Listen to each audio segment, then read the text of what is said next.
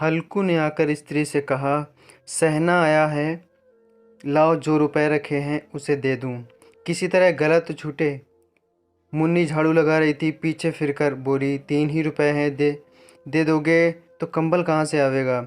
माघ पूस की रात हार में कैसे कटेगी। उससे कह दो फसल पर दे देंगे, अभी नहीं। हल्कू एक क्षण अनिश्चित दशा में खड़ा रहा। पूस सिर पर आ गया। कंबल के बिना हार में रात को वह किसी तरह सो नहीं सकता। मगर सहना मानेगा नहीं, घुड़कियां जमावेगा, गालियां देगा।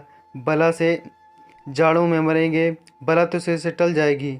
यह सोचता हुआ वह अपने भारी भरकम डील लिए हुए, जो उसके नाम को झूठ सिद्ध करता था, स्त्री के समीप आ गया और खुशामद करके बोला, दे दे, गला तो छूटे, कंबल के लिए कोई दूसरा उपाय सोचूंगा। मुन्नी उसके पास से दूर हट गई और आंखें तरारती हुई बोली, कर चुके दूसरा उपाय, जरा सुनूं तो कौन सा उपाय करोगे। कोई खैरात दे देगा कंबल, न जाने कितनी बाकी है, जो किसी तरह चुकने ही नहीं आती। मैं कहती हूँ तुम क्यों नहीं खेती छोड़ देते, मर मर काम करूँ, उपज हो तो बाकी दे दो। चलो छुट्टी हुई, बाकी चुकाने के लिए ही तो हमारा जन्म हुआ है। पेट के लिए मजदूरी करो, ऐसी खेती से बाज आएं। मैं रुपए न दूंगी। हल्कू उदास होकर बोला, तो क्या गाली खाऊं।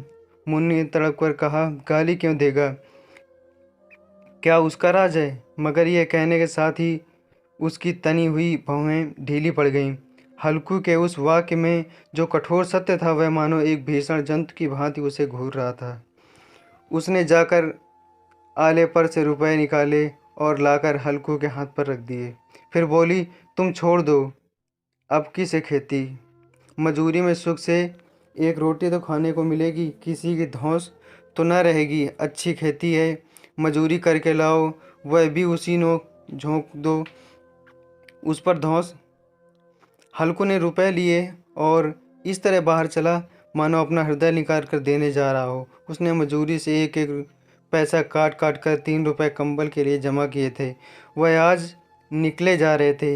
एक एक पग के साथ उसका मस्तक पानी दीनता के साथ से दबा जा रहा था।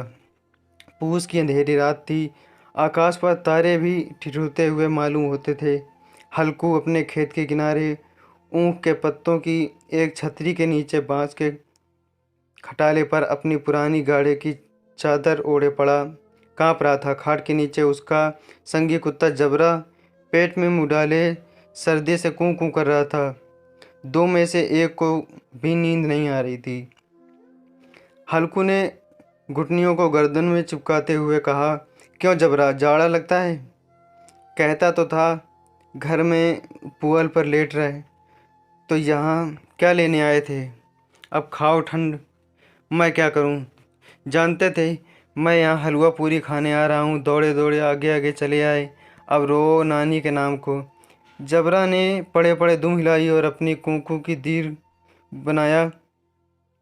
वह कहा, कल से मत आना मेरे साथ, नहीं तो ठंडे हो जाओगे। ईरान पौवा न जाने कहाँ से बर्फ लिए आ रही है। उठूं फिर एक चिलम भरूं, किसी तरह रात तो कटे। 8 चिलम तो पी चुका, यह खेती का मजा है। और एक भगवान ऐसे पड़े हैं जिनके पास जाड़ा आए तो गर्मी से घबरा कर भागे। मोटे मोटे गद्दे लिहाफ कंबल, मजाल है जाड़े का गुजर हो जाए। तकदीर की खूबी, मजूरी हम करें, मज़ा दूसरे लूटें। हल्कू उठा, गड्ढे में से जरा सी आग निकालकर चिलम भरी। जबरा भी उठ बैठा।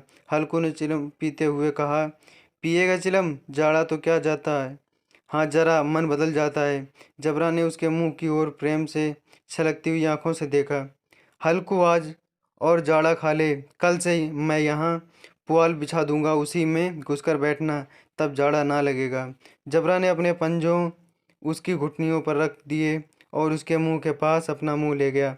हल्कू को उसकी गर्म सांस लगी। चिलम पीकर हल्कू फिर लेटा और निश्चय करके लेटा कि चाहे कुछ हो, अब कि सो जाऊंगा। पर एक ही क्षण में उसके हृदय में कंपन होने लगा। कभी इस करवट लेता, कभी उस करवट पर। जाड़ा किसी पिशाच की भांति उसकी छाती को दबाए हुए था। जब किसी तर न रह गया, उसने जबरा को धीरे से उठाया और उसके सिर को थपथपाकर उसे अपनी गोद में सुला लिया। कुत्ते की देह से जाने कैसी दुर्गंध आ रही थी, पर वह उसे अपनी गोद से चिपटाए हुए ऐसे सुख का अनुभव कर रहा था जो इधर महीनों से ना मिला था। जबरा शायद ये समझ रहा था कि स्वर्ग यहीं है, और हल्कू की पवित्र आत्मा में तो उस कुत्ते के प्रति घृणा की गंध तक न थी। अपने किसी अभिन्न मित्र या भाई को भी वह इतनी ही तत्परता तत्परता से गले लगाता। वह अपनी दीनता से आहत न था जिसने आज उसे इस दशा को पहुंचा दिया।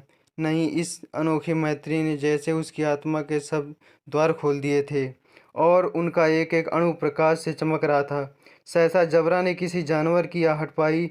इस विशेष आत्मीयता ने उसमें एक नई स्फूर्ति पैदा कर रही थी जो हवा के ठंडे झोंकों को तुच्छ समझती थी।